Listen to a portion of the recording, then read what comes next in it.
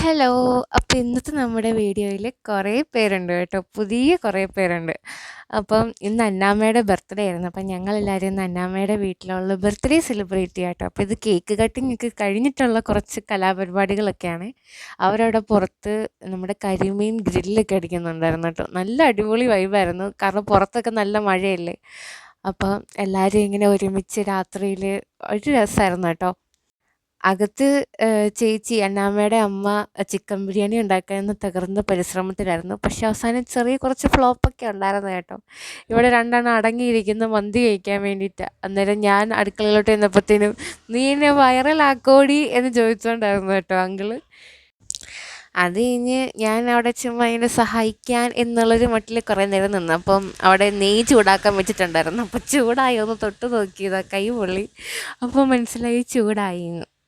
ഇതിൻ്റെ ഇടയിൽ ഇവരെല്ലാം കൂടെ എന്നെ ട്രോളുന്നുണ്ട് കേട്ടോ. വലിയ യൂട്യൂബറാ എന്നൊക്കെ പറഞ്ഞുകൊണ്ടൊക്കെ എന്നെ കളിയാക്കുന്നൊക്കെയുണ്ട്.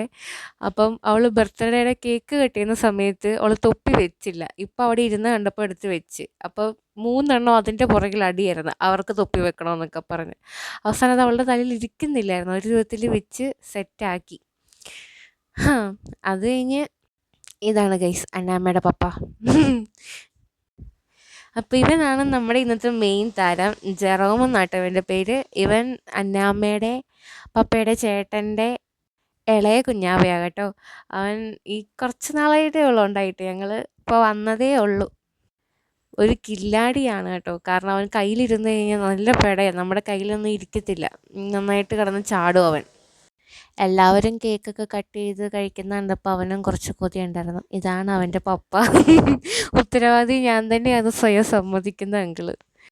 അത് ഞാൻ കുറേ നേരം അന്നാമ്മയുടെ അമ്മയുടെ കയ്യിലായിരുന്നു കേട്ടോ. പിന്നെ ഞങ്ങളെല്ലാവരും ഇവനെ മാറി മാറി എടുക്കുന്നതുകൊണ്ട് അവനൊരു മടുപ്പുമില്ലായിരുന്നു, സുഖമായിട്ടിരിക്കുന്നുണ്ടായിരുന്നു. അതിൻ്റെ ഇടയിൽ ഞാൻ അവനെ ചെന്ന്, എനിക്ക് കുഞ്ഞു പിള്ളേരെ കണ്ടു കഴിഞ്ഞാൽ കടിക്കാൻ തോന്നും, പക്ഷെ കടിക്കാൻ പറ്റത്തില്ലല്ലോ. എന്നാലും ഞാനിങ്ങനെ ഞെക്കിക്കൂട്ടും. അത് ഇവനെൻ്റെ അപ്പൻ്റെ മീശയിൽ കയറി പിടിക്കുക ഗൈസ്. അവനോട് ഞാൻ വിടാൻ പറഞ്ഞിട്ട് പോലും അവൻ വിടത്തില്ലായിരുന്നു. അവനെവിടെയെങ്കിലും പിടിക്കാൻ കിട്ടിക്കഴിഞ്ഞാൽ അവിടെ നിന്ന് പിന്നെ കൈവിടത്തില്ല. മുടി, മീശ, നമ്മുടെ മൂക്ക്, നമ്മുടെ ചുണ്ട്, അതിലൊക്കെ കേട്ടോ അവൻ്റെ കളി മുഴുവനും വലിച്ചു പറിക്കും. ഇതാണ് ഇവൻ്റെ ചേട്ടൻ. അവനൊരു ചേച്ചിയും കൂടെ ഉണ്ട്. ചേച്ചി അതിലേക്കൂടെയൊക്കെ നടപ്പുണ്ട്. ഇതവൻ്റെ ചേട്ടൻ. ഇവൻ കുറേ നേരമായിട്ട് എൻ്റെ കൂടെ പറയുന്നു, എൻ്റെ കൈ തരുമോ ചേച്ചി, എൻ്റെ കൈ തരുമോ എന്ന്. അവസാനം ഞാൻ പിന്നെ കുറച്ച് നേരം അവൻ്റെ കൊടുത്തിട്ടു.